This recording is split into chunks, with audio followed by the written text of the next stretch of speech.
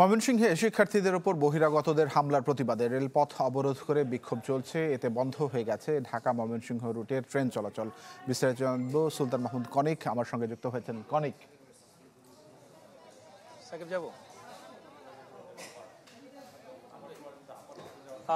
তানভীর, আন্দোলন যে পর্যায়ে ছিল সকাল থেকে শিক্ষার্থীদের যে আন্দোলন ছিল সেই আন্দোলনটি কিন্তু এখন বিকেল গড়িয়ে সন্ধ্যা হবে এবং যে বিষয়টি শিক্ষার্থীরা যারা আছেন তারা বলছেন যে যেহেতু দুপুরের পর বিকেল হয়েছে এখনো পর্যন্ত আন্দোলন চলছে এবং প্রক্টোরিয়াল বডি থেকে বিশ্ববিদ্যালয়ের পক্ষ থেকে এখনো পর্যন্ত কার্যত কোনো সমাধানের কথা কিন্তু আসেনি, যে কারণে তারা এখন বিকেল বেলা তারা ঢাকা ময়মনসিংহ যে রেলপথ রয়েছে সেই রেলপথে অবরোধ করেছে এবং আমরা দেখেছি যে ঠিক 3:50 দিকে এই রেলপথে তারা অবরোধ করে জব্বারের মোড় এলাকায়।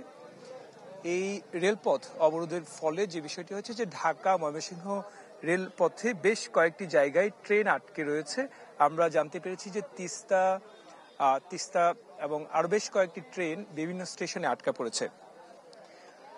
তো হামলার প্রতিবাদে মূলত গতকাল পশুপালন অনুষদ এবং ভেটেরিনারি অনুষদের শিক্ষার্থীরা তারা কম্বাইন্ড ডিগ্রির দাবিতে আন্দোলন করছিলেন এবং এক পর্যায়ে একাডেমিক কাউন্সিলের বৈঠক চলছিল, সেখানে শিক্ষকদেরকে অবরুদ্ধ করে রাখেন এবং সন্ধ্যার পরে